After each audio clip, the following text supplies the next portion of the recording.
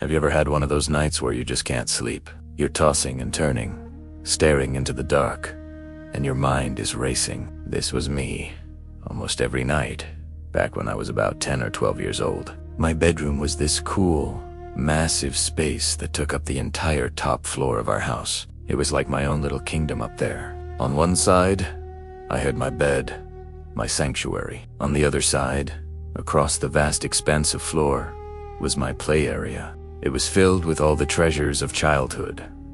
Stuffed animals, action figures, board games, and a bunch of old storage closets that we rarely opened. And right in the middle of this play area, parked just outside one of those closet doors, was my old wooden rocking horse. It wasn't anything special, just a simple, well-loved toy. The paint was a little chipped, and it had a certain creak to it when you rode it, a sound I knew like the back of my hand.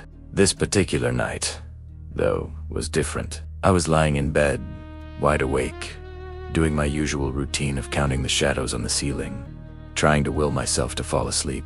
The house was dead quiet. The kind of quiet that feels heavy, where every tiny sound is amplified. And that's when I heard it. A soft, familiar creak. My eyes shot open. I held my breath, listening. It was faint at first, barely there. Creaked, ... pause, ... creaked.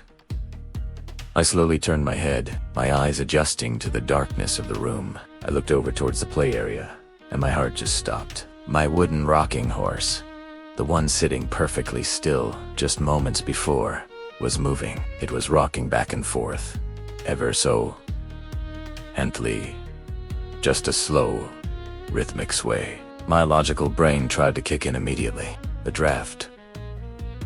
An open window, but the windows were all closed, and there was no breeze. It was a still, summer night. The horse wasn't near my bed. It was clear across the room, at least 20 feet away, sitting right in front of that old storage closet. There was absolutely no reason for it to be moving. I just lay there, paralyzed, watching it. The gentle rocking was unnerving, but it wasn't terrifying. Not yet. It was just ... wrong, unsettling, like watching a movie scene you know is about to get bad. And I was right. The rocking started to get stronger. The gentle sway turned into a more forceful, deliberate motion. Creak, creak, creak, creak, getting faster and louder. It was rocking like someone was actually on it, pushing off with all their might. My blood ran cold. My throat was tight. I wanted to scream for my parents, but the sound was trapped somewhere in my chest. And then, the real horror began. As it rocked violently, the horse started to slide. Inch by agonizing inch, it began to move across the wooden floor. It wasn't just rocking in place anymore. It was traveling. The sound of the wooden rocker scraping against the floorboards filled the silence. It was a harsh, grating noise that made the hairs on my arms stand up. I couldn't tear my eyes away. I was frozen, a statue of pure fear, watching this possessed toy make its way across my bedroom. It was moving from its spot by the closet, heading towards the center of the room. The journey seemed to take an eternity. Every scrape, every inch it gained, was a new wave of terror washing over me. I kept thinking, this can't be happening. I'm dreaming. I have to be dreaming. But the cold sweat on my forehead, the frantic thumping of my heart against my ribs, it all felt terrifyingly real. The horse didn't stop until it was directly in the middle of the room, positioned perfectly under the single ceiling light fixture. And then, as abruptly as it began, it stopped. The rocking ceased. The scraping noise was gone. Silence flooded the room once more. But this silence was heavier, more threatening than before. The horse just sat there, in the dead center of my room, as if it had been placed there deliberately, as if something or someone wanted it right in that spot, as if it were on display. That was my breaking point. I couldn't look at it anymore. I let out a choked sob and dove under my blanket, pulling it tight over my head. I squeezed my eyes shut, plugging my ears with my fingers. My whole body was trembling. It was the kind of primal fear that makes you revert to being a little kid, convinced that a thin piece of fabric can protect you from the monsters in the dark. I stayed like that for what felt like hours, not daring to move, not daring to peek. I was too scared to see what might happen next. Would it start moving again? Would it come closer? I'd just lay there, a shivering ball of terror, until the first rays of dawn started to filter through my curtains. Only when the room was filled with the safe, warm light of morning did I finally get the courage to move. I slowly, cautiously, peeked out from under my blanket. My eyes darted to the middle of the room. My heart sank. It was still there.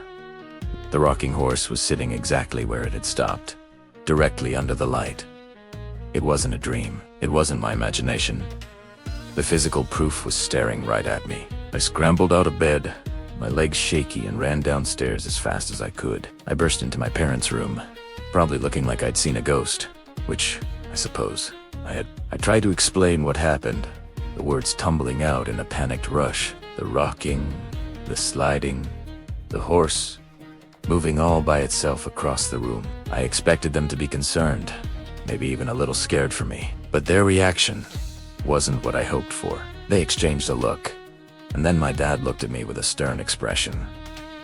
"We heard you," he said. My heart skipped a beat.